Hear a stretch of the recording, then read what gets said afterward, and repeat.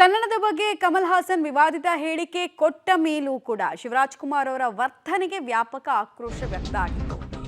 ಈಗ ಶಿವಣ್ಣ ಮಾತನಾಡಿದ್ದಾರೆ. ಏನು ಹೇಳಿದ್ದಾರೆ ಅವರು? ತೀವ್ರ ಒತ್ತಡದ ಬಳಿಕ ಕೊಟ್ಟಿರೋ ರಿಯಾಕ್ಷನ್ ಇದ್ದಂಗೆ ಕಾಣಿಸ್ತಾ ಇದೆ. ಅದರಲ್ಲೂ ಅಡ್ಡಗೋಡೆ ಮೇಲೆ ದೀಪ ಇಟ್ಟಂತೆ ಮಾತಾಡಿದ್ದಾರೆ. ಈ ನಮ್ಮ ಕಡೆ ಎಲ್ಲ ಹೇಳಿದ್ರಲ್ಲ, ಹಾವು ಸಾಯಬಾರ್ದು, ಕೋಲು ಮುರಿಬಾರ್ದು ಅಂತ, ಆ ಥರ ಮಾತಾಡೋದು ಅಂತ ಹಂಗೆ ಮಾತಾಡಿದ್ದಾರೆ.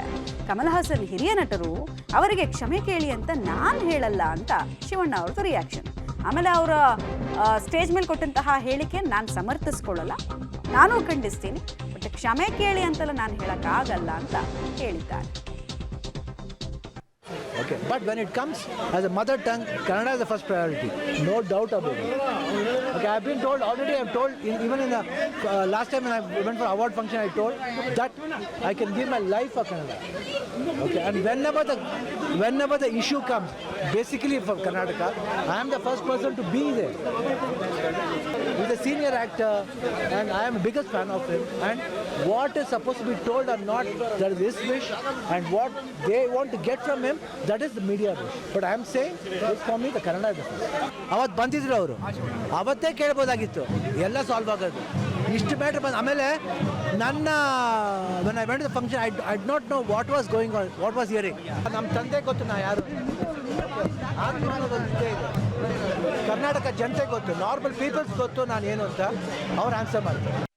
ನೀವೇನು ಅಂತ ಗೊತ್ತು, ಅದ್ರ ಬಗ್ಗೆ ಯಾರು ಚರ್ಚೆ ಮಾಡ್ತಾ ಇಲ್ಲ. ಬಟ್ ಪ್ರಶ್ನೆ ಇರೋದು ಇಷ್ಟೇ, ನೀವು ಇನ್ನೂ ಒಂಚೂರು ಧೈರ್ಯವನ್ನು ಯಾಕೆ ತೊಗೊಂಡು ಮಾತಾಡ್ತಾ ಇಲ್ಲ ಅಂತಷ್ಟೇ. ಇಲ್ಲೂ ಹಾವು ಸಾಯಬಾರ್ದು, ಕೋಲು ಮುರಿಬಾರ್ದು ಅಂತ ಹೇಳಿಕೆ ಕೊಟ್ಟು ಈ ಹಿಪೋಕ್ರೆಸಿ ಯಾವ ಪುರುಷಾರ್ಥಕ್ಕೆ? ನಾಡು ನುಡಿ ಭಾಷೆ ಅಂತ ಬಂದಾಗ ನಿಮ್ಮ ಫ್ಯಾಮಿಲಿಯನ್ನು ಯಾರೂ ಕ್ವೆಶ್ಚನ್ ಮಾಡ್ತಿರ್ಲಿಲ್ಲ ಮುಂಚೆ. ಬಟ್ ಈಗ ನೀವು ಆಡ್ತಾ ಇರೋ ರೀತಿ ನೋಡ್ತಾ ಇದ್ರೆ ಪ್ರಶ್ನೆಯನ್ನು ಕೇಳಬೇಕು ಈಗಿನ ವರ್ತನೆಗೆ ಸಂಬಂಧಪಟ್ಟಂತೆ ಅಂತ ಖಂಡಿತವಾಗ್ಲೂ ಎಲ್ರಿಗೂ ಅನಿಸ್ತಾ ಇದೆ. ಈಗಲೂ ಕೂಡ ನೀವು ಅಷ್ಟೆಷ್ಟುದ ಡೈಲಾಗ್ಗಳನ್ನು ಫಿಲಮ್ನಲ್ಲಿ ಧೈರ್ಯವಾಗಿ ಮಚ್ಚು ಲಾಂಗು ಎಲ್ಲ ಇಟ್ಕೊಂಡು ಹೇಳ್ತೀರಪ್ಪ, ಈಗಲೂ ಧೈರ್ಯವಾಗಿ ಹೇಳ್ಬೋದಲ್ಲ, ಖಂಡಿಸ್ತೀನಿ ನಾನು, ಅವ್ರ ಕ್ಷಮೆ ಕೇಳಬೇಕು ಅಂತ ನಾನು ಆಗ್ರಹಿಸ್ತೀನಿ ಅಂದಿದ್ರೆ ನಿಮ್ಮನ್ನು ತುಂಬ ದೊಡ್ಡ ಸ್ಥಾನದಲ್ಲಿ ನೋಡ್ತಾ ಇದ್ವಿ ನಾವು.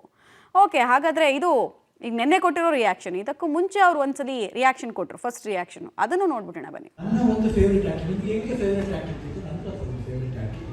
ಖಂಡಿತ ಅವ್ರಿಗೆ ಗೊತ್ತಾಗುತ್ತೆ, ಅವ್ರು ಖಂಡಿತ ಅದಕ್ಕೆ ಏನು ಕೊಡಬೇಕು ಅವ್ರು 100% ಇದನ್ನು ಕೊಡ್ತಾರೆ ಅನ್ನೋ ಭಾವನೆ ನನಗಿದೆ. ಅದು ಏನಾಗಿದೆ ಅಂತ ನಮಗೂ ಗೊತ್ತಿಲ್ಲ. ಇಲ್ಲೇ ಕೇಳ್ಬೋದಾಗಿತ್ತು ಎಲ್ಲರೂ, ಬಟ್ ಯಾಕೆ ಕೇಳಿದ್ರೆ ನಮಗೂ ಗೊತ್ತಿಲ್ಲ. ಬಟ್ ಕನ್ನಡ ಪ್ರೀತಿ ಅನ್ನೋದು ಯಾರೋ ಒಬ್ರು ಮಾತಾಡಿದಾಗ ಮಾತ್ರ ಬರಬಾರ್ದು, ಇದು ಥ್ರೂಔಟಾಗಿ ಇರಬೇಕಿದೆ. ಬರೀ ಈ ಸ್ಪಾಟ್ಗೆ ಬಂದಾಗ ಮಾತ್ರ ಕನ್ನಡನ ಚಿಕಿತ್ಸೋದಲ್ಲ, ಕನ್ನಡ ಚಿಕಿತ್ಸೋದು ಇವತ್ತಲ್ಲ, ಯಾವಾಗ ಚಿಕಿತ್ಸಬೇಕು. ಅದು ನಾವೀಗಲ್ಲ ಕನ್ನಡಕ್ಕೋಸ್ಕರ ಹೋರಾಡ್ತೀವಿ, ಸಾಯ್ತೀವಿ. ಬೇಕಾದ್ರೆ ಕನ್ನಡದ ನಾವು ಏನು ಮಾಡ್ತೀವಿ ನೀವೇ ಹುಡುಕ್ ನೋಡಿ, ನಿಮಗೆ ಗೊತ್ತಾಗುತ್ತೆ, ಅಲ್ಲೇ ಆನ್ಸರ್ ಸಿಗುತ್ತೆ.